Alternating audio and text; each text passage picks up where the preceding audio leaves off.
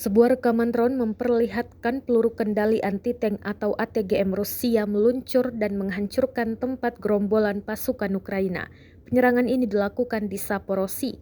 Rekamannya beredar di Telegram pada Jumat, 19 Mei 2023. Dalam keterangan unggahan disebutkan, inilah rekaman penghancuran kelompok angkatan bersenjata Ukraina dengan perhitungan sistem anti-tank ke arah Zaporozhye.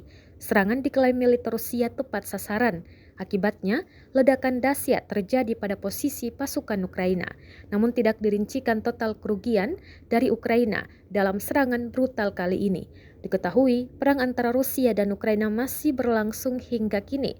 Serangan dari Moskow pada 24 Februari 2022 lalu telah memasuki bulan ke-13 alias 450 hari.